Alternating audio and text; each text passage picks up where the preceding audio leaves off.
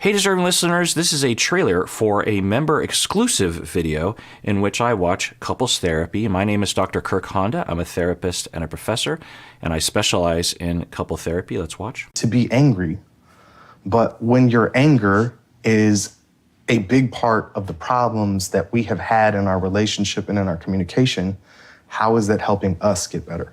I think I'm more defensive than angry, Sean, because I've always had to defend myself my whole life in my position. Okay, so now they're just getting into material. I don't know how different this is from the regular material, but they're talking about her anger, and he's saying her anger gets in the way, and she's like, she's arguing with that, saying like, I don't get angry, I get defensive. They're probably just gonna have a disagreement about this.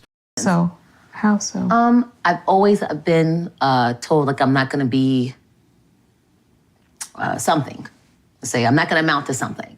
It's always been, oh, you know, you're a girl, you're a black girl, you have larger boobs, so you can't dance this way, or like what?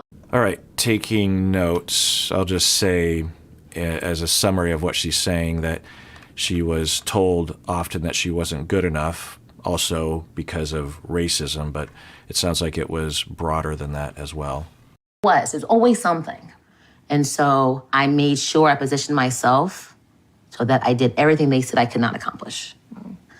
Okay, and then I'm writing down here, her solution was to achieve everything that they said that she couldn't accomplish, which is an interesting way of putting it, right? It's not like she said, hey, I can accomplish things and I'll do things that I want to do. She phrased it, I did everything that they said I couldn't do.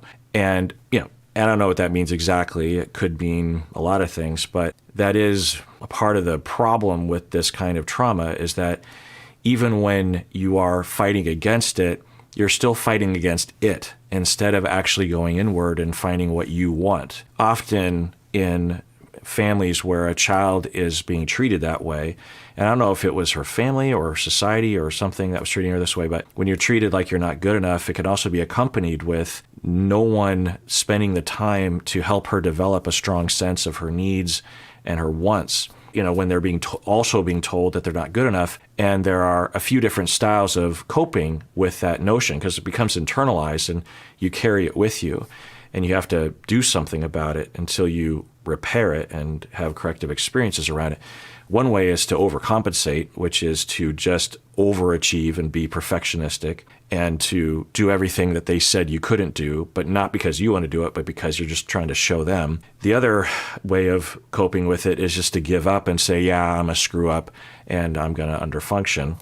There are other ways of dealing with it too, like avoiding and stuff. So I don't know where she's at with that, but I'll just throw that out there for you to think about is if you are in this scenario or you know someone in this scenario, it's not about doing what they said you couldn't do. It's about doing what you want to do.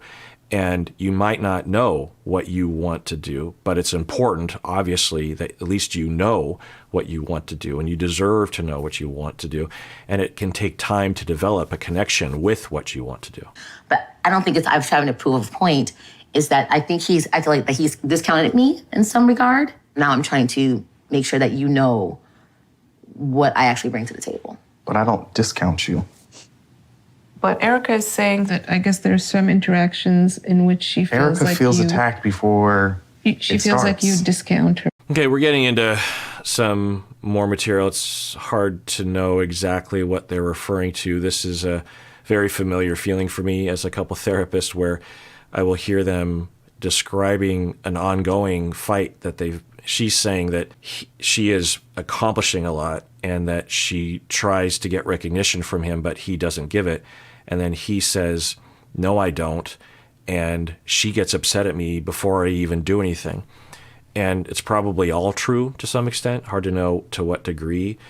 But as a listener to this, we will get triangulated in, and it's almost universal that untrained clinicians will identify with one person or the other. And it's universal that all therapists, trained therapists, will also tend to be pulled, at least in moments, to identify with one against the other. But all that I hear is a lot of resentment and hurt and a lot of opportunity to sift through all that and work on that. It's all based on a foundation of misunderstanding each other, is my guess. then overreacting to the other person, and then the other person, reacting to that, you know my whole spiel.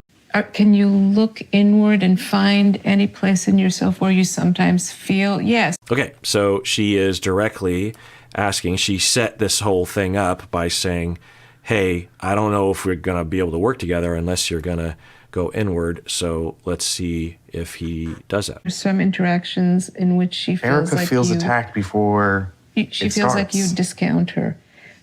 Can you look inward and find any place in yourself where you sometimes feel, yeah, sometimes I feel dismissive? Okay, so it's a great question. And if it works, it works. And even if it doesn't work, maybe it's planting a seed. But let's see how he does. But if I was to take a guess, I would say that on one hand, he's like, okay, I need to answer this question. I can't avoid in my normal way. But I'm pretty sure, I was about to say positive, but I'm pretty sure that he is just going to say, no, she is angry at me before I even do anything. I don't do anything wrong here. That's probably what he's going to say. Absolutely. So There are absolutely situations where we get into a conversation. I'm being not only attacked. Yeah, I was like, whoa, he is totally changed his tune. Amazing. Dr. Orna is a genius. And then it very quickly reverts to the truth, which is that he's just blaming Erica. All right, so that's the end of the trailer version, the short free version of this member exclusive video. If you want to see the full episode, become a member of this YouTube channel, only if you want to. And everyone out there, please take care of yourself because you deserve it. You really, really do.